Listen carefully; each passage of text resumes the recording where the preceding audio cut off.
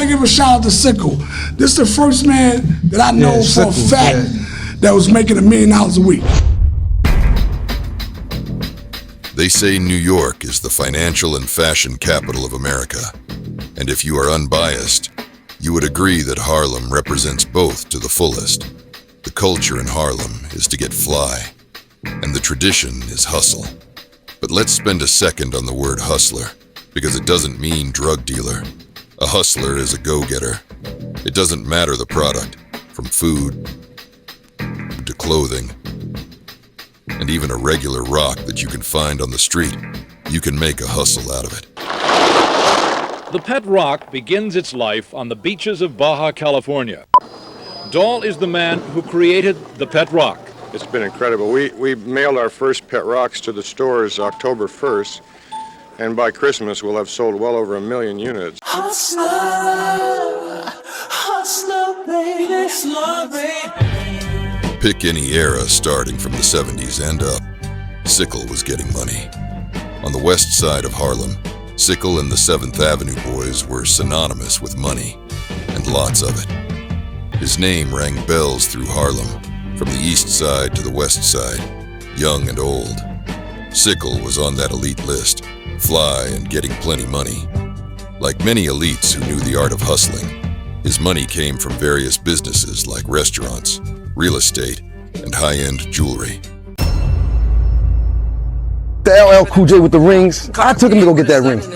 That big LL Cool J ring. I spent a lot of time in Harlem, and that's where I kind of got a lot of that energy from. Right. Alpo had a big ring, you know what I'm saying? So I went and got me a Cool J ring. When you talk about the diamonds and the ice and the ring, I got that without a doubt being up in Harlem. Alpo had the ring before LL, but Sickle had it before Alpo. Here he sports the famous gold and diamond name ring while serving time in the feds. That's elite in itself if you knew how much that ring was worth.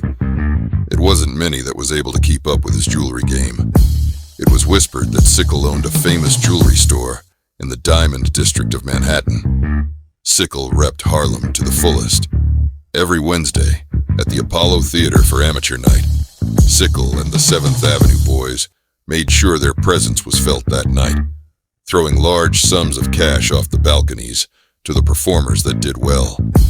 It didn't matter what borough you was from, or how much money you was making. Nobody was going to outshine Sickle and the 7th Avenue boys.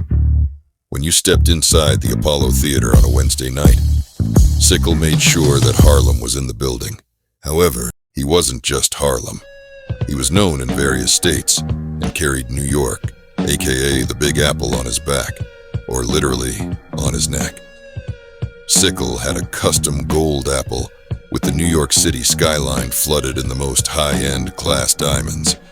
The color, clarity, cut, and weight was second to none. His name just didn't ring bells because of the millions. He gave back to the community in various ways. His famous Father's Day yearly cookout was top tier. Sickle created a style in the 80s that made the 7th Avenue boys stand out, and was adapted by many. One of many styles was the mink outfits in the winter. Not just the jacket, but the jacket and the pants to match, and not just one. He had mink outfits in multiple colors. For the summer months, he had custom-made silk short sets, or the sweatpants with the silk shirts that was worn regular, like an ordinary white t-shirt. The 7th Avenue boys was a brotherhood, and from that brotherhood, many legends was produced. It's Sick, it's Smoke Black, it's Rick Dog, it's Red, it's Terry Fur, and that's another one I want to shout out. T Fur, he one of the original goons. Niggas talk that goony shit, goons, he stand tall everywhere. D Fur was like the brains. T Fur was a wolf before they started calling niggas wolves. But he was about that life. I hear the people talk, whistling when you walk. Your kind is hard to find. In the late 80s, an FBI cooperator put the feds on Sickle. 482. That's 110710. Yes, sir, and they have the car stopped by there first. 323 to 584. 85. I believe it was called by Channel 1. Southern District of New York, bringing a federal case against Sickle.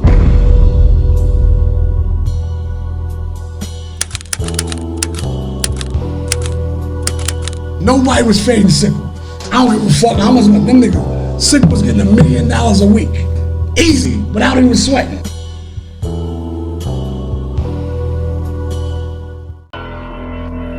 Hustler's anybody, like you can be a hustler. A hustler is anybody that gets up every single day and figures out a way to make good for themselves in this society.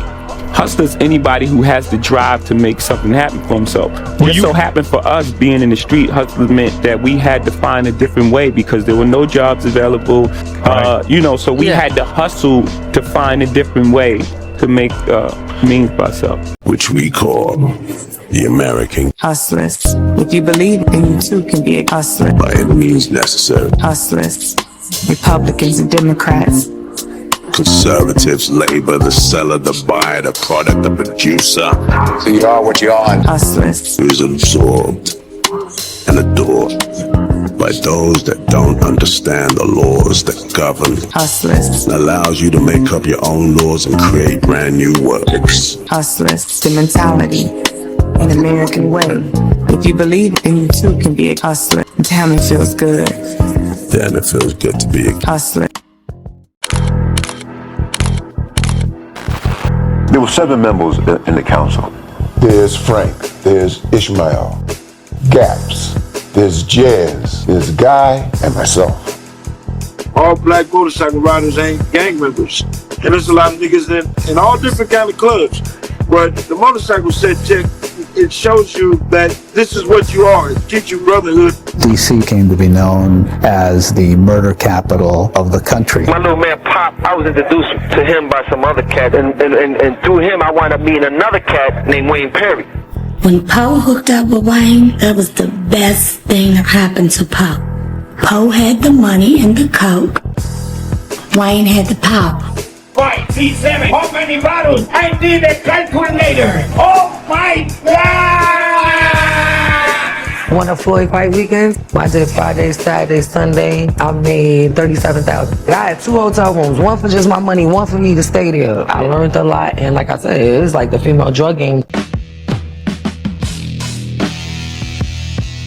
With hidden microphones strapped to their bulletproof vests and fluorescent powder sprinkled on money they use for drug buys. 150 miles north of Miami, a police sting operation. Law enforcement appears powerless to stop it. Show me where the money at. How they be like, just down to drug dealers this, drug dealers that.